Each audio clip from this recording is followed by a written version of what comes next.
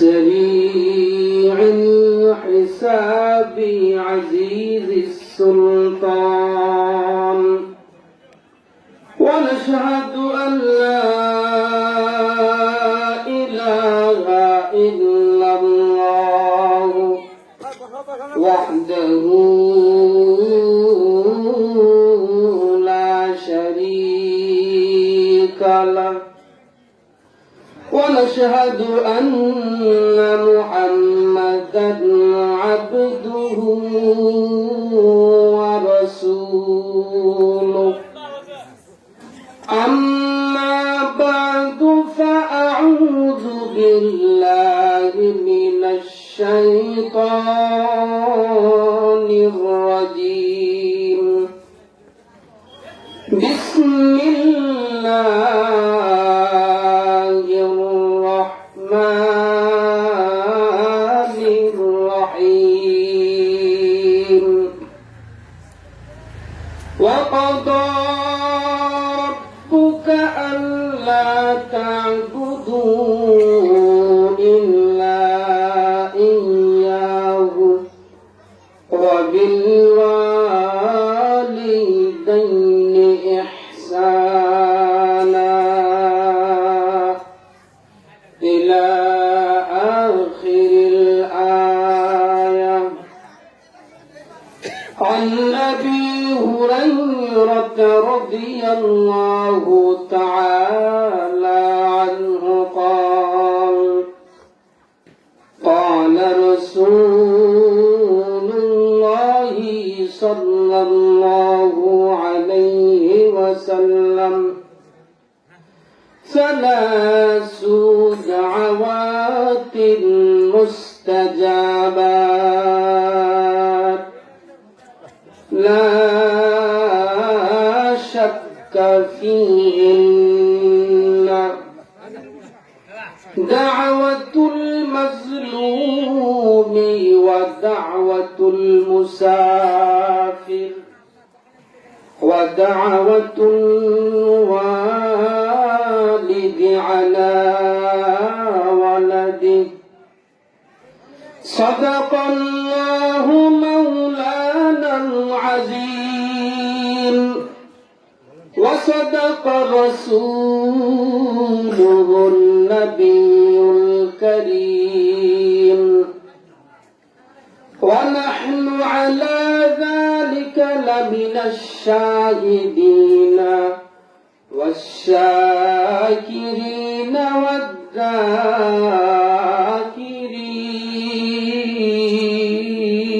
والذاكرين والحمد لله رب العالمين.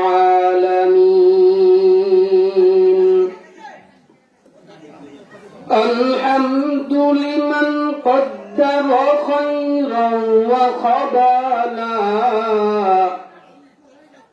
الحمد لمن قدر خيرا وخبالا والشكر لمن صور حسنا وجمالا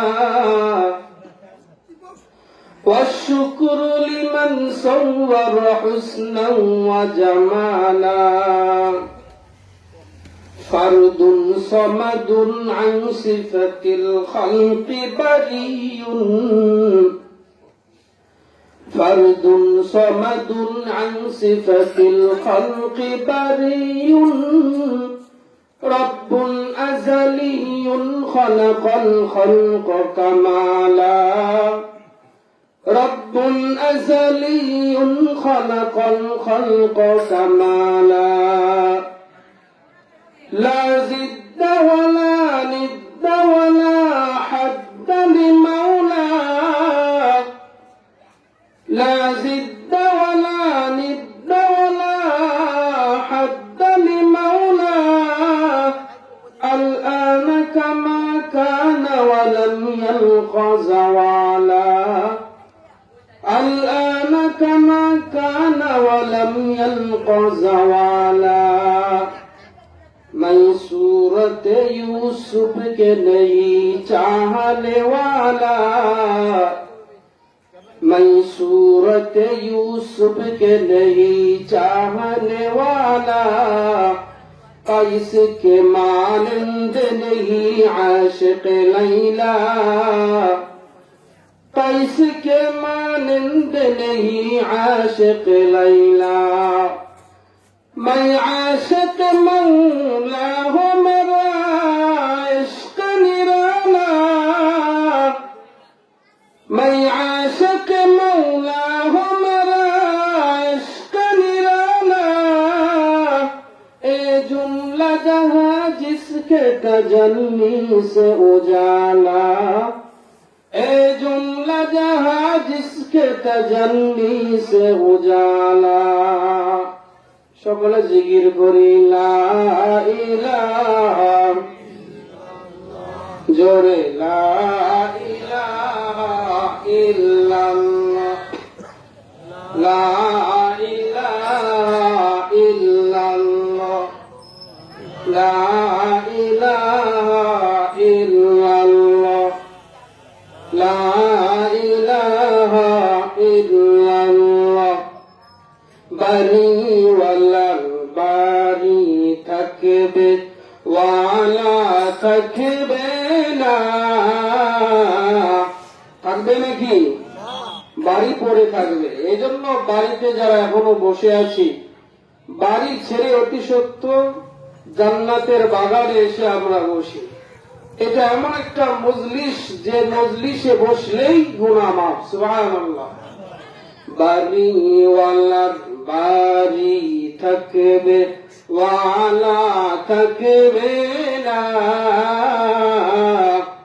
দোকানওয়ালা দোকান থাকবে ওয়ালা থাকবে না, চেয়ারম্যানের চেয়ার থাকবে ম্যান থাকবে না, জমিনওয়ালার জমিন থাকবে ওয়ালা থাকবে না। লা ইলাহা লা ইলাহা ইল্লাল্লাহ, লা ইলাহা ইল্লাল্লাহ, লা ইলাহা ইল্লাল্লাহ। जिक्र हक आमद ग़िज़ाई रूह रहा, जिक्र हक आमद ग़िज़ाई रूह रहा, मरहम आमद ई दिल मजरूह रा। ला इलाहा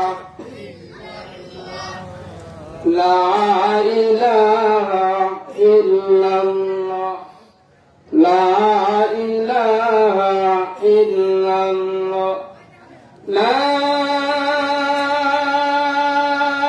इलाहा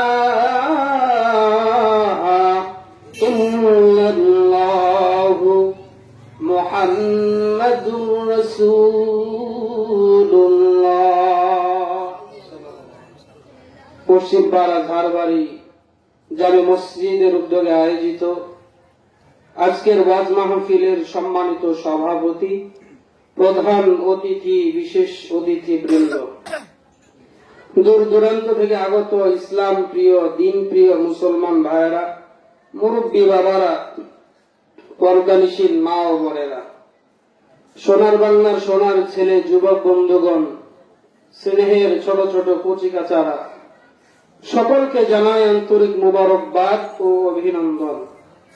আমরা সর্বপ্রথম সে মহান মুনিব, মহান স্রষ্টা, মহান দ্রষ্টা আল্লাহ রাব্বুল আলামিনের দরবারে শুকর গুজার করছি যে মহান মুনিব আমাদেরকে এখানে আসার, কিছু কথা বলার এবং শোনার তৌফিক দান করলেন। এজন্য জোরে সোরে উচ্চ কণ্ঠে শরীরের সমস্ত শক্তিকে একত্র করে বুকের আওয়াজকে মুখে এনে চিৎকার করে বলছি আলহামদুলিল্লাহ। তো আমি আপনাদের সামনে কিছু আয়াত কারিমা তেলাওয়াত করেছি, এগুলোকে সামনে রেখে ইনশাআল্লাহ কিছু বলার চেষ্টা করব, আল্লাহ তাআলা যতটুকু তৌফিক দান করেন।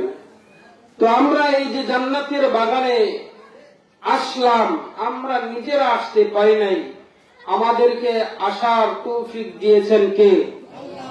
আর আওয়াজ করে বলি কে? অনেক মানুষ এসেছে কিন্তু দোকানপাটে ঘুরছে, ঠিক কিনা? বসার মতো তৌফিক হয় নাই, আল্লাহ তাআলা তৌফিক দেন নাই। কেউ কেউ মনে করতেছে যে মাহফিলে বসে কি লাভ, দূরে বসে বসে বিড়ি টানবো আর ওয়াজ শুনবো, ঠিক কিনা? আমি প্রায় সব জায়গায় বলি, মুরগি ডিম চালতে বসে না, ডিমে তা দেয় যেই ডিমটাতে মুরগি বসে না ওটাতে কি বাচ্চা ফুটবে? ওই ডিমটাকে কি বলবে? ঘোলা ডিম। তো আমারও মনে হচ্ছে যারা এত সুন্দর একটা পরিবেশ পাওয়ার পরেও এখানে আসতেছে না, বসতেছে না, ওদেরও কপালটা মনে হয় ওই রকম ঘোলা। কথা বলেন ঠিক কিনা? এই জন্য কপাল যাতে করে ঘোলা না হয়, নসিব যাতে করে ভালো হয়, এই জন্য যত দূর মাইকের আওয়াজ যায় আমরা এদিক সেদিক ঘোরাফেরা না করে অতি সত্বর মাহফিলের প্যান্ডেলে এসে বসে পড়ি। তো এখানে বসার তৌফিক দিলেন আল্লাহ তাআলা, এটা অনেক বড় একটা নিয়ামত। আল্লাহ তাআলা আমাদেরকে অসংখ্য অগণিত নিয়ামত দান করেছেন। এই নিয়ামত গুলো আমরা কল্পনা করেও শেষ করতে পারবো না যে তিনি আমাদেরকে কতটুকু নিয়ামত দান করেছেন। আল্লাহ তাআলা নিজেই বলতেছেন যে কতটুকু নিয়ামত আমি দান করেছি, এটা কি শুনতে চাও? আল্লাহ তাআলা সূরা ইব্রাহিমে নিজেই বলতেছেন, বিসমিল্লাহির রাহমানির রাহিম।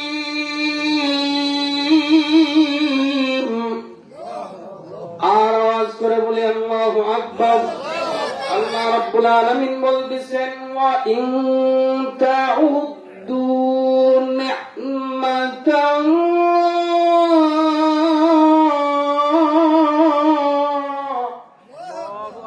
আল্লাহ তাআলা বলতেছেন যদি আল্লাহর নিয়ামতকে গণনা করতে চাও লা তুহসুহা। আল্লাহ তাআলা বলতেছেন বান্দারে এত বেশি নিয়ামত দান করলাম, নিয়ামত গুলো যদি বসে বসে গণনা করতে চাও কখনো আমার নিয়ামত গুলো গণনা করে শেষ করতে পারবা না। সুবহানাল্লাহ। এখানে বসতে পারলাম, এটা অনেক বড় একটা নিয়ামত। তো যাই হোক, এজন্য আমরা আল্লাহর দরবারে শুকর গুজার আরেকবার করছি, সকলে জোরে পড়ছি আলহামদুলিল্লাহ। আমি 17 নম্বর সূরা বানী ইসরাঈলের একটা আয়াত তেলাওয়াত করেছি, 23 নম্বর আয়াত। তো 23 থেকে 25 পর্যন্ত ইনশাআল্লাহ প্রথমে পড়ব। এই আয়াতটা আমি কেন্দ্রীয় মসজিদের মাহফিলও দিয়েছিলাম। তো মাত্র 40 মিনিট সময় পেয়েছিলাম, আলোচনা শুধু অল্প করা গিয়েছে, বাকিটা করা যায় নাই। তো ওখানকার মাহফিলে যতটুকু বলেছিলাম এরপরে ইনশাআল্লাহ বলবো। ওখানে তো শুনেছেন অনেকেই, ঠিক কিনা? ওখানে কে কে শুনেছেন একটু হাত দেখি। অনেকেই শুনেছেন, এই জন্য ওই আলোচনার পর থেকে ইনশাআল্লাহ বলবো। ওখানে কি বলেছিলাম শুধু আয়াতের একটু অর্থটা বলে দিই, তাহলে নতুন যারা তারা একটু বুঝতে পারবেন। ওগুলো শুধু সংক্ষেপে বলে দিব, এরপরে আলোচনা করব। আল্লাহ তাআলা বলতেছেন, ওয়া কাদা রাব্বুকা আল্লা তা'বুদু ইল্লা ইয়্যাহু ওয়া বিল ওয়ালিদাইনি ইহসানা। আল্লাহ তাআলা বলতেছেন বান্দারে আমার ফয়সালা হলো যে মৃত্যু পর্যন্ত আমার গোলামি করবে, আমার ছাড়া আর কারো গোলামি করা যাবে না। আল্লাহ তাআলা তার বিধান মানার পরে পরেই বললেন ওয়া বিল ওয়ালিদাইনি ইহসানা, এরপরে মাতা পিতার খেদমত করবে, মাতা পিতার সাথে সদাচরণ করবে। ইম্মা ইয়াবলুগান্না ইনদাকাল কিবারা আহাদুহুমা আও কিলাহুমা ফালা তাকুল লাহুমা উফফিন ওয়ালা তানহারহুমা ওয়া কুল লাহুমা কাওলান কারীমা। আল্লাহ তাআলা বলতেছেন, পিতা মাতা যখন বৃদ্ধ বয়সে পৌঁছে যাবে, তাদের যদি একজনকে পাও, একজন যদি বেঁচে থাকে, অথবা যদি উভয়জনেই যদি বেঁচে থাকে, তাহলে ফালা তাকুল্লাহুমা উফিন, তাদের কোনো কার্যকলাপে উফ শব্দ পর্যন্ত বেজার হয়ে তুমি বলবা না। ওয়ালা তানহারহুমা, এবং ধমক দিয়ে কথা বলবা না। ওয়াকুল্লাহুমা কাওলান কারীমা, তাদের সাথে সম্মান সূচক কথা বলবে। ওয়াখফিদ লাহুমা জানাহাদ দুল্লি মিনার রাহমাতি, তাদের জন্য তোমাদের রহমতের পর বিছায়া দিবে, ডানা মেলে দিবে। রহমতের ডানা বিছিয়ে দিবে মানে তাদের সাথে ভালো আচরণ করবে, তাদের ভালোভাবে দেখাশোনা করবে, যেমনটা তোমার ছোটবেলায় পিতা মাতা তোমার আদর করে স্নেহ করে লালন পালন করেছে। এবং আল্লাহ তাআলা নিজে দোয়া শিখিয়ে দিলেন যে পিতা মাতার জন্য কি দোয়া করবে। আল্লাহ তাআলা শিখিয়ে দিলেন, ওয়াকুর রাব্বিরহামহুমা কামা রাব্বায়ানি সগীরা। সকলে যারা জানি পড়ি, যারা জানি না তারাও শুনে শুনে পড়ার চেষ্টা করি। ওয়াকুর রাব্বিরহামহুমা কামা রাব্বায়ানি সগীরা। আয়াতের অর্থ হলে, দোয়ার অর্থ হল, আল্লাহ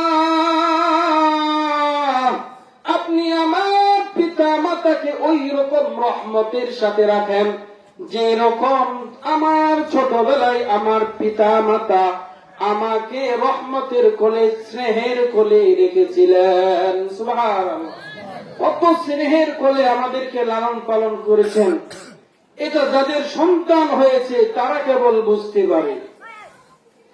সারা রাত্রে ছোট বাচ্চা যে কতবার প্রস্রাব করে হিসাব নাই।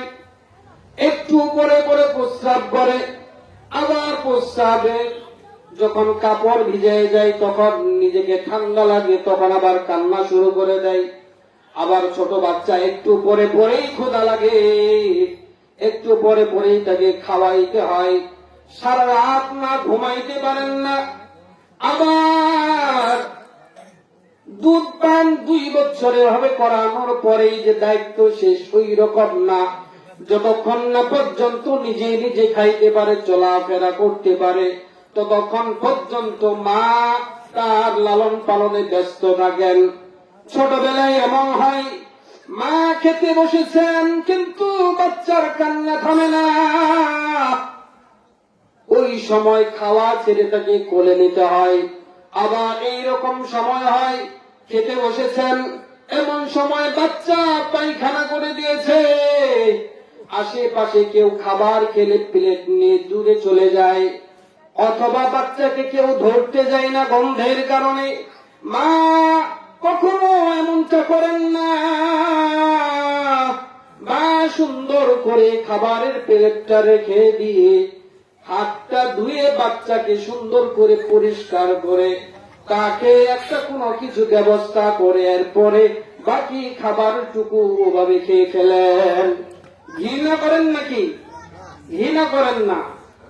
বাচ্চাকে পরে পরিষ্কার করে হয়তো ঘুমিয়ে দিয়ে, না হয় কারো কোলে তুলে দিয়ে ওরে বাকি খাবারটা পারলে খাই, না হলে ওইটাও খেতে পারেন না। এরকম ছোটবেলায় আমাদেরকে লালন পালন করেছেন পিতামাতা।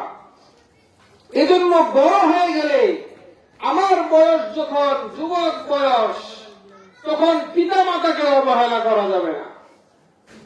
কারণ আমরা যখন ছোট ছিলাম কিছুই বুঝতাম না, একটা শব্দ বারবার বলতাম। যদি একটা কাক কেউ দেখিয়ে বলতাম বাবা ওটা কি, বাবা বলতো ওটার নাম কাক। মাকে যদি বলতাম ওটার নাম কি, মা বলতো কাক। 100 বারও যদি ছোট বাচ্চা বলে ওটা কি, মা বাবা বলে দেয় ওটার নাম কাক। কিন্তু যখন আমরা সবল হয়ে যাই, পিতামাতা দুর্বল হয়ে যায়, একটা কথা যদি 2 বার জিজ্ঞাসা করে আমরা ঝাড়ি দিয়ে উঠি, বলি যে তোমার তো শোনার কি দরকার, বলি কি বলি না? আল্লাহ তাআলা বলতেছেন, ইন্দাকাল কিবার যখন দুর্বল বয়সে পিতামাতা পৌঁছে যাবে তখন ওই রকম ঝাড়িয়ে দিবে না, ধমক দিবে না, পিতামাতার সাথে ওই রকম আচরণ করবা না। কারণ তুমি যখন ছোট্ট ছিলে তখন তোমার পিতামাতা তোমার সাথে ওই রকম আচরণ করে নাই। আবার ছোটবেলায় কত কিছু বিরক্ত করি আমরা পিতামাতাকে, বড় বেলায় যখন পিতামাতা যখন বৃদ্ধ হয়ে যায় তখন হয়তো হুঁশ থাকে না, তখন পিতামাতা যদি অন্য কারো কাছে বলে খাবার খাওয়ার পরেও যে আমি খাবার খাই নাই, তখন মেজাজটা সন্তানের গরম হয়ে যায়, বলে যে এখন এই খাবার খেল মানুষের সামনে আমার বদনাম করতেছে, বকাবকি শুরু করে দেয়, খাবার দেয় না। আল্লাহ তাআলা বলতেছেন না না, তুমি যখন ছোট্ট ছিলে বুঝতে না, তোমার শরম থাকতো না, পিতা মাতা তোমার সাথে ওই রকম করে নাই। এখন বৃদ্ধ বয়সে যখন পিতা মাতা ওই রকম হয়ে যাবে তখন তুমিও তাদের সাথে ওই রকম আচরণ করতে পারবা না। পিতা মাতা তাদের সেবা যত্ন মৃত্যু পর্যন্ত করে যেতে হবে। মৃত্যুর পরেও অনেকগুলো কাজ রয়েছে, দায়িত্ব রয়েছে। যদি আল্লাহ তাআলা তৌফিক দেন ওই কথাগুলো টেনে আনবো। তো পিতা মাতার দোয়া নেওয়া, সব সময় পিতা মাতার সেবা যত্ন করা। সরওয়ারে কায়নাত পয়গম্বর হাদিস শরীফের মধ্যে বলতেছেন, আবু হুরায়রা রাদিয়াল্লাহু তাআলা আনহু হাদিসটি বর্ণনা করেছেন যে 3 শ্রেণীর মানুষ এরকম আছে যাদের দোয়া কখনো বিফলে যায় না, যাদের দোয়ার মধ্যে কোনো পর্দা থাকে না, দোয়া করতে দেরি আল্লাহ তাআলা কবুল করতে দেরি করেন না। সুবহানাল্লাহ। দাওয়াতুল মাজলুমি, 1 নাম্বার হলো যে মাজলুম ব্যক্তি যদি দোয়া করে আল্লাহ তাআলার কাছে, কেউ তার উপরে জুলুম করেছে, যার উপরে জুলুম করা হয় তাকে বলে মাজলুম। ওই মাজলুম ব্যক্তি যদি আল্লাহর কাছে হাত তুলে দোয়া করেন, আল্লাহ তাআলার সাথে সাথে মাজলুমের দোয়া কবুল করে নেন। এটা হলো 1 শ্রেণী। 2 নাম্বার হলো দাওয়াতুল মুসাফির। মুসাফির ব্যক্তি যদি দোয়া করেন আল্লাহ তাআলা ওই দোয়াকে ফিরিয়ে দেন না। অর্থাৎ কেউ যদি দূরে কোনো জায়গায় সফরে যায়, কিলোমিটার হিসেবে প্রায় 77 থেকে 78 কিলোমিটার দূরে যায়, 48 মাইল হিসাবে যদি দূরে যায়, ওই ব্যক্তিটা মুসাফির হয়ে যায়। ওই ব্যক্তিটা যদি আল্লাহ তাআলার কাছে কোনো দোয়া করেন, আল্লাহ তাআলা ওই দোয়াকে ফেরত দেন না। 3 নম্বর হলো দাওয়াতুল ওয়ালিদি আলা ওয়ালাদি, যেটা আমার আজকের আলোচ্য বিষয়। পিতা যদি সন্তানের জন্য দোয়া করে, পিতা মাতা তারা যদি সন্তানের জন্য দোয়া করেন, তাহলে আল্লাহ তাআলা ওই দোয়ার মধ্যে কোনো পর্দা রাখেন না। দোয়া করার সাথে সাথে আল্লাহ রাব্বুল আলামিন ওই দোয়াকে কবুল করে নেন। দোয়ার কবুল হওয়ার কিছু নিয়ম নীতি আছে। কিছু হয়তো আল্লাহ তাআলা পরে কবুল করেন, যেটা বান্দার পরে লাগবে। আবার কিছু কিছু দোয়া পরকালে কবুল করবেন। বান্দা ওই সময় দেখবে যে কি আমার এই উপকারটা পরকালে হলো, আল্লাহ তাআলা তখন বলে দিবেন যে তুমি দুনিয়ায় থাকতে এরকম একটা দোয়া করেছিলে, দুনিয়ায় তোমার এটা কোনো ফায়দা দিত না ওই কাজটা, কিন্তু আল্লাহ তাআলা বলবেন যে এই দোয়াটা আমি জমা রেখে দিয়েছিলাম পরকালের জন্য, পরকালে আজকে তোমাকে এটা দিয়ে দিলাম। সুবহানাল্লাহ। তো পিতামাতার যে দোয়াটা যখন কল্যাণকর হবে ওই দোয়াটা তখন আল্লাহ তাআলা কবুল করে নেবেন। এই 3 শ্রেণীর মানুষের দোয়া কবুল হয়, এক সময় না এক সময় কবুল হবেই হবে। বায়েজিদ বুস্তামি রাহিমাহুল্লাহু তাআলা তিনি যখন ছোট্ট মানুষ, ছোটবেলায় তার মা বায়েজিদকে একদিন রাত্রির বেলায় ঘুম থেকে উঠে বললেন যে বেটা রে, আমার তো গলা শুকিয়ে গিয়েছে, আমার পানির পিপাসা লেগেছে, আমাকে পানি দাও। ছোট্ট বাচ্চা চিন্তা করে নাই যে পুকুর ঘাটে যদি পানি আনতে যায়, ওই সময়তে এত বেশি পানির ব্যবস্থা ছিল না, যে আমার ভয় ভয় লাগে এরকম কোনো কিছু বলে নাই। ওই ছোট্ট বায়েজিদ কলস নিয়ে পুকুর পাড়ে চলে গিয়েছেন, পুকুর থেকে পানি নিয়ে এসেছেন। একটু বিলম্ব হয়ে গেল, এই জন্য মা এতক্ষণে ঘুমিয়ে পড়েছেন।